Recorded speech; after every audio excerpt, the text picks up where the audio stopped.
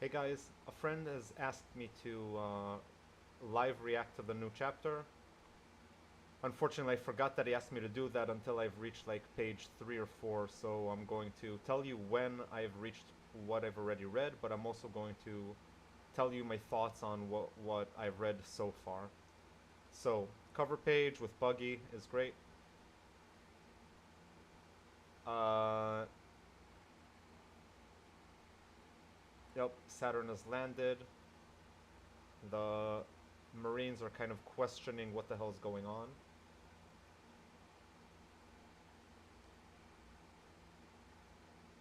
Did the Marines see portraits of him? That's interesting. I mean, I didn't really realize that their existence is a secret or something like that, and if so, why would there even be portraits? I mean, sure, they're not able to see them in reality, but I mean, does he look like he does in the portraits? That's another question, right? Uh, yeah, they're still not really realizing what the hell's going on. This Marine over here, it's not really clear what's going on with him. Is he like freezing over? Is his face glazing over? I don't know. Anyway, Saturn looking like a badass. Well, well, more like a badass Orthodox Jew, except the horns. Bonnie, what are you doing? Saint Saturn, Ogorose has been stabbed. Now, I am wondering who says Bonnie, what are you doing? I'm assuming it's Vegapunk, and that these other two statements are by Marines. That's a world leader who who reigns at the top. Prepare to fire. Bonnie, quiet down, insects. If I didn't want to get stabbed, I would have dodged. Which is, I mean, obvious. I don't think anybody was under the impression that Bonnie just finished off Saint Saturn. I mean, yeah, nobody really thought that, and if anybody thought that, then they are really, really dumb. Bonnie-chan, boom, a shot to the head. Now here is up. I've read only up until here, and this panel of Sanji getting headshot as well. It's still not clear if he's doing it or if there's a sniper who's basically sniping anybody who's coming near him. But whoever it is who's doing this, I mean, even this panel doesn't really tell you who did it. It looks like he might have done it, but then again, you never know. But Sanji is supposed to have an exoskeleton where things just deform his exoskeleton rather than hit him. And the fact that he's bleeding from the head means that whoever it was is one hell of an impressive fighter. Okay, now the new stuff. He pulls out his sword. His wounds are disappearing. Cough, cough. A lot of dots. Maybe Sanji's surprised that it penetrated his exoskeleton. But it's no surprise that his wounds are disappearing. That's basically a feature of all awakened Zoans. So this, or actually, if I'm not mistaken, all Zoans maybe in general even, they're supposed to have way higher durability than the other Devil Fruit users, and his wounds maybe not regenerating this fast, but overall, wounding a Zoan doesn't appear to be that big of a deal in general. So I'm not sure if this is another feature, a part of his power, that makes him unique because he's a Gorosei, or if it's specifically just like any other Zoan, just maybe a little bit better. Let's use this chance to capture Vegapunk, say Marines. There's no need for haste, they have nowhere to run, says... Oh, wait, you fools, there's no need for haste, they have nowhere to run. Well, unless the giant robot comes in and saves them, but... Why would he say that? And are all of these Marines Commodores and above? Who are these nobodies? Even for you, that took longer than expected, Kizaru.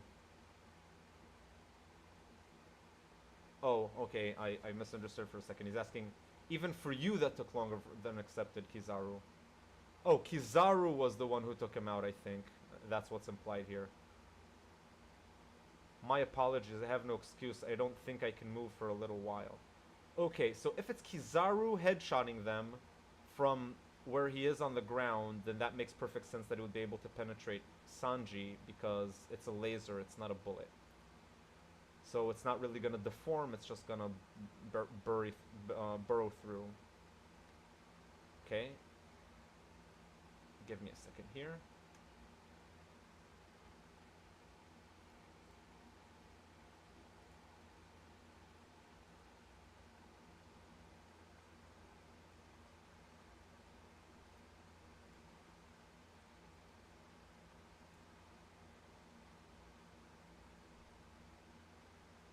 Okay. It's okay, I understand the reason why. Nika. So, this, going by the power scaling logic, which is what I use, I don't like to use power scaling where you put characters versus each other in some virtual fight and then compare them based on your headcanon. I like clear implications from Oda himself, such as Saturn understands that a fight against Nika is why Kizaru took longer than expected. And basically what Saturn is saying is, while you were fighting Nika, you absolutely do have an excuse. Well, which is kind of strange. I mean, so far, Saturn seems to be pretty sympathetic with an admiral rather than just being a savage and thinking of himself as a god. Like, a god wouldn't be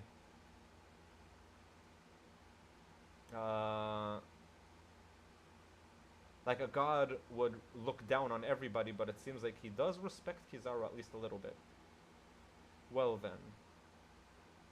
He's about to stab Luffy. That's not gonna happen. With his leg, though.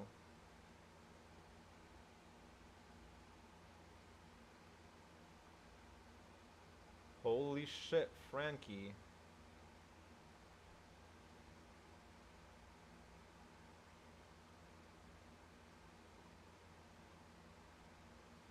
Now, I still have the theory that Frankie's gonna play a gigantic role here because he has Vegapunk technology in his cyborg body.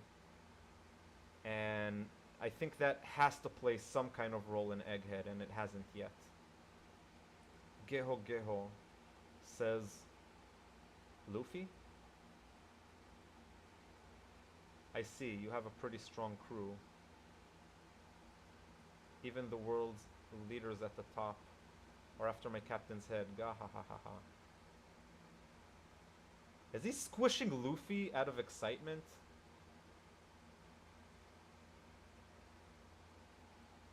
Strat Luffy, Jewelry Bonnie. You two joining this battle was definitely unexpected, however. You're surrounded by marines on an island on the brink of destruction. If by some twist of fate you can manage to escape, I'd like to see it. No! This is such a bad move. Oda, I don't like this. This is Dr. Evil 101. You can't just leave your enemy alive and just assume he's gonna die and then say, well, if he escapes, I guess he's just that good. That's stupid.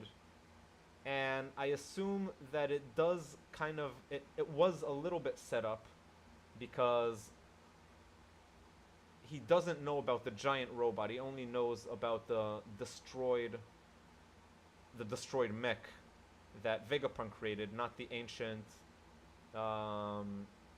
Void Century robot that got awakened by Luffy's Joy Boy powers.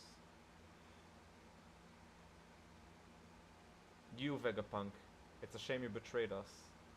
For all your contributions to the military, thank you. He really is empathetic. I mean, he doesn't look that evil, honestly. Kind of weird. Okay, so tell me who dies first in the most painful order. We want you to die in regret for having opposed the world government. I mean, as expected, but the thank you was unexpected.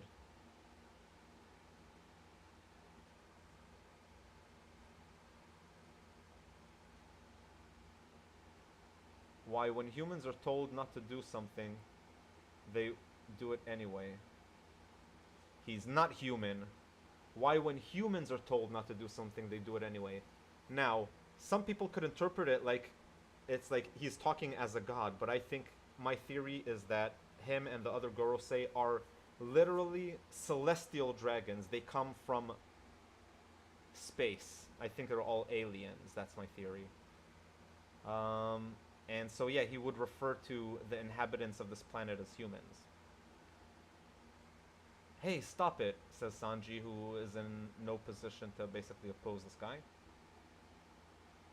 Hey, can anyone move? No, it's impossible. Some kind of force is holding us down.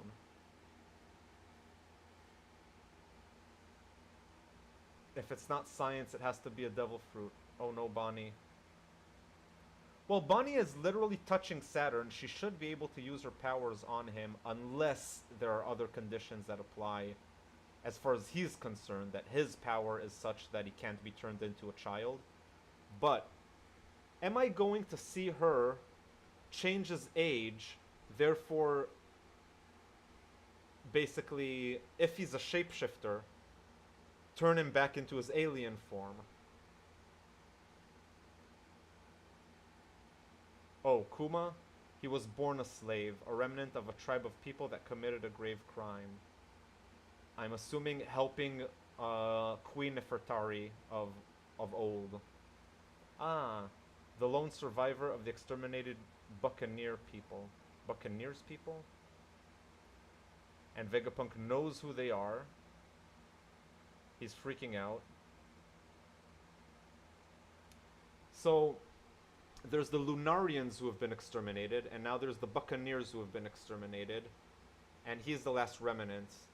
And he's the last remnant, and King the Wildfire is the last remnant of the Lunarians.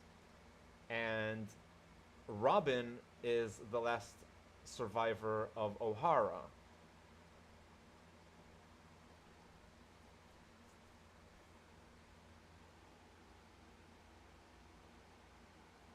Bonnie, ever since I was a child. Just a second. Okay. Ever since I was a child, I always wanted to be a hero, one who brought freedom to those who are suffering. This is Kuma's memories, I'm assuming. Just like the warrior of liberation, Nika. Everyone, aim for the head. Of Bonnie? That's a very small target. Nika. Yes, I admired him. He would dance into action with a smile on his face. I mean, how do you know, Kuma? I mean, I see you dancing. Is that one of your people dancing with Joy Boy?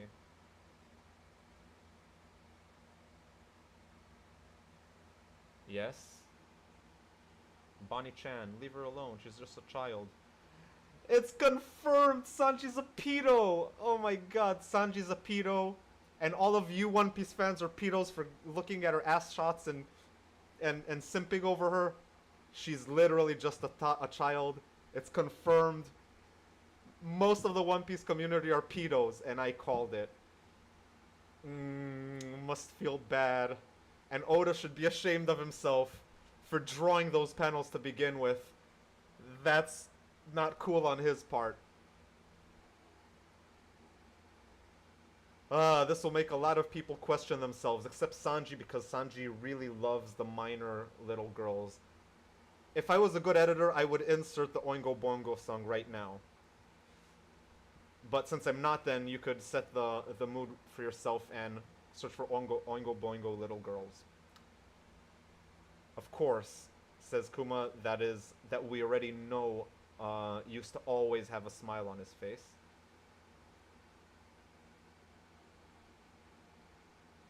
Well, he set me free too. Okay, so he's been born a slave, and we know that Nika is the god that all slaves in captivity believe in, and that they worship him in secret. So I suppose Kuma was praying for liberation by Nika. 47 years ago, in the South Blue Sorbet Kingdom. Wah! It's a very large boy. Congratulations. So the rest of his tribe are not giants or anything like that. It seems like he's literally a freak just like Big Mom. 1 second.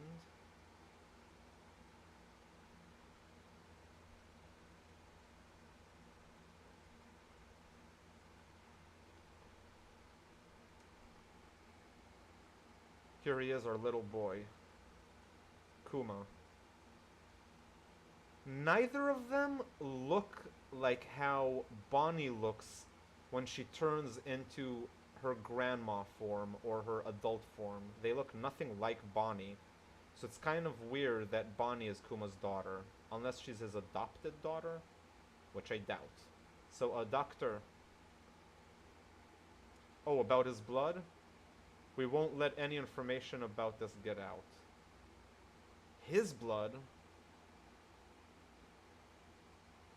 Is his mom the special one since he's not saying your blood to the father?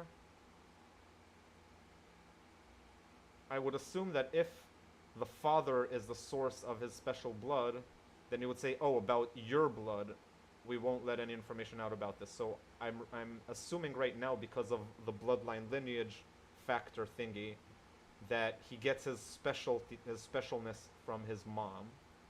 What a happy baby. Sorry, Clap. Run. The government had eyes on in the hospitals too. I'm so sorry, says the doctor? Yep, mustache. I'm the only one with Buccaneer blood running through my veins.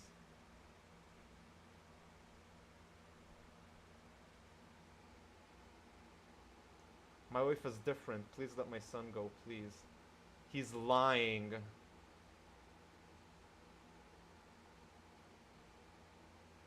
I think the father is lying to protect the mother and his son, which would make perfect sense. And her mom is don't worry, as they're being chained up. Well, the father's being chained up too. Wait, he wasn't killed? It's a Bacanian. So they're, like, in short, you can call them Bacas, I guess. Look at his strength even at his age. Really strong Big Mom vibes I'm getting. Does Big Mom have Buccaneer blood? Is Big Mom a Bacanian? Stop dilly-dallying around and move faster. It hurts, ouch. Wah, stop crying. Do you want to die? Hey Kuma, how are you doing? Dad, my master is so nice. I'm so lucky to have him. Is this just overwhelming positivity based on nothing? Your mom has passed. She's in heaven now. She's in a better place now. The hesitation means that he's lying. His eyes also mean that he's lying. So he's lying about her death? Did they take her in to see Emu for some reason instead, and she's alive? My theory is also that Emu uses other people's bodies to stay alive for all of these years. She basically switches bodies from female to female, and I do believe that Emu is female, and she is also either using the original Nefertari queen's body, or that she exists through females throughout the ages. So if Kuma's mom is a buccaneer and her body is used to host the Emu, whatever it is, then that would make sense. Because again, if this hesitation is kind of weird to me, where he says she's in a better place now, with almost indicating that he's lying, because if she did die, then you would expect the lie to be she's in a better place now, and him not telling him first that she died. I guess we could just check the Viz translation and find that out for sure. Hey Kuma, you're strong. Keep enduring and live on. Why? I'd rather the warrior of liberation will come. He'll save you. Who? Well, this prophecy is clearly getting fulfilled in today's time, and not when he was a child. The god of sunshine, Nika. It's the name of the warrior of legend passed down through our people of Buccaneer. He will one day bring you to the free ocean under the sun. This is some massive lore dump. To the free ocean under the sun. Now this could, in the most simple way, mean that the god of the god of the sun god Nika, and who is the god of liberation and freeing and freedom and freeing people from slavery,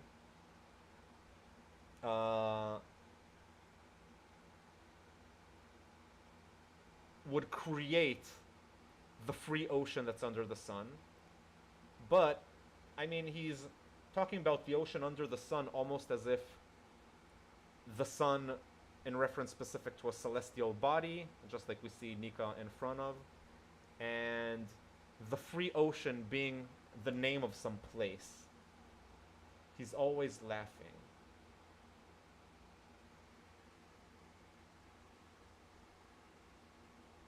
And now I wonder if Luffy's dream is not something mundane, like to put an end to slavery forever and to liberate all slaves in the world, because that would explain somewhat people's reaction to hearing his dream, which we never do.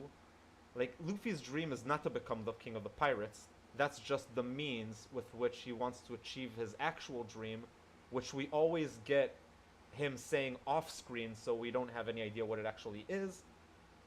I still have no real idea what it is, but I'm assuming this might be related to liberation or freeing all the slaves or putting an end to slavery once and for all or something like that. He moves in a rhythm and makes people laugh. Dum da da dum da da dum dum. Shut up, you're loud. Why is this gun smoking? Did he shoot first and then say shut up, you're loud? Oh yeah, that's what happened. This injury was before. And he's doing the dance. And blood flies and Kuma is shocked. So he shot him. 38 years ago. Wait, how much time passed? 9 years? That was a little bit... I didn't really concentrate. Yeah, this is 47 years ago. This is 38 years ago, so 9 years later. Thank you for waiting for the once in every 3 years population eradication tournament. This year the tournament will be held at this non-world government affiliated country. That sounds like a load of fun. These 10 Ryubito really know how to party. God Valley. Oh, that's a surprise. Not. What? The island shamelessly named Valley of the Gods is rich in many resources. We get fucking God Valley! Here the tradition of hunting humans will take place. Will be changed to hunting natives. This country is now proper property of the world government. The natives are all kings? Oh no, Kia, your highness. Um, how can this fucking island be rich of resources? It's literally just a single outcrop of stone that's cut in two. And the king... Wait a minute. Oh wait, I missed a panel. What are you doing? Are you trying to kill my people in this game? Are you crazy? This is my country, your highness. But wasn't Garland, what was his name again? Basically Shanks' dad. What was his name again? Garling, whatever. Wasn't he the king of God Valley? This looks nothing like him, really. He gets cut by Garling. Please wait, Saint Garling. Hold your horses. So, okay, he was a Tenryubito before he became the king of God Valley. So the God Valley incident was an incident in which they fucked up Garling, I'm assuming? Where Shanks and, Garp and Roger teamed up to beat the Rocks Pirates, who I assume were defending... Garp and Roger were defending Garling. Why would they defend Garling? Because Rocks clearly would not give a fuck about Tenryubito. If anything, he would be the type to stir trouble and not give a shit about authority. And his pirate crew would justify that cockiness. And we know that Garp and Roger have had to make a very tough decision in order to motivate them to cooperate on God Valley, being sworn enemies. Okay, hold your horses. Haha. Looks like he went and killed the king of the natives. Saint minus 10,000 points from the... Saint minus 10,000 points from the start?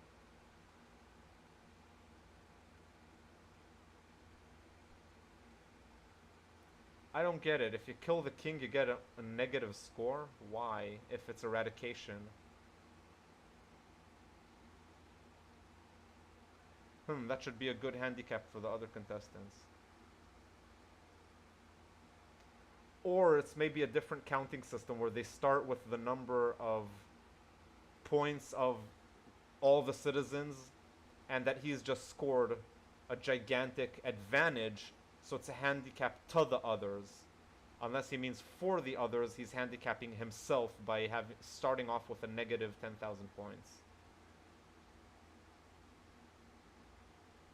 God's Knights, Saint Figurland Garling. Wait a minute. Was he already God's Knight back then? And a saint. This year, in addition to natives, you will round up problematic slaves.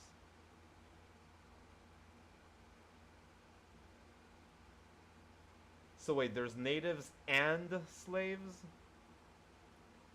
Sir, we've captured that child that escaped, the child of Buccaneers tribe. You bastard, why would you try to escape? It's a responsibility that the 10 of us have to take. If you run away, the rest of us would die too. Oh yeah, we already know that that's how they control the slaves.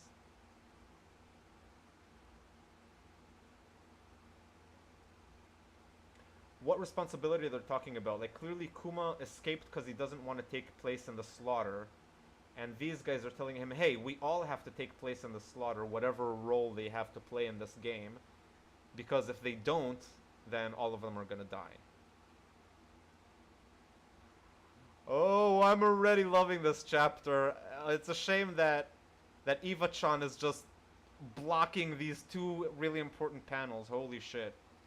Hee-haw-haw! Hold it right there. I see.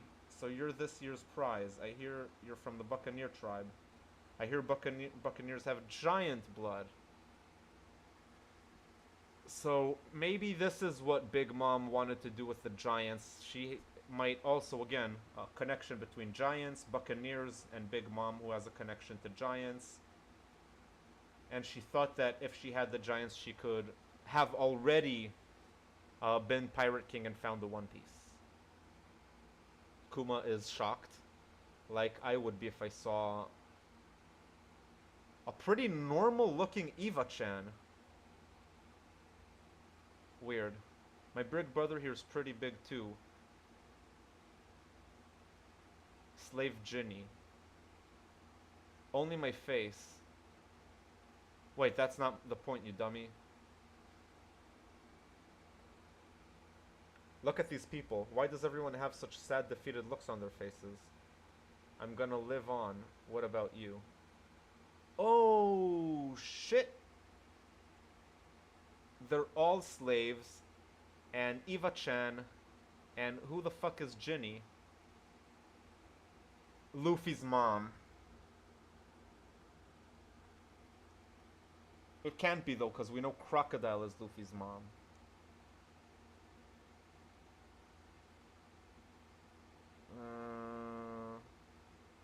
Okay, another one of my theories is that Dragon was a high-ranking Marine, and that he followed in Garp's footsteps until he has been a witness to some atrocity in which he basically switched sides, and that's why he's the most wanted person in the world.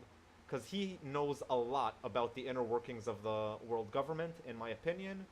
And if Ginny is Luffy's mom, then it would... Oh, and it's the meat! Of course she's Luffy's mom! Oh my god! God damn. And she looks exactly like Luffy. Once you see it, you can't unsee it.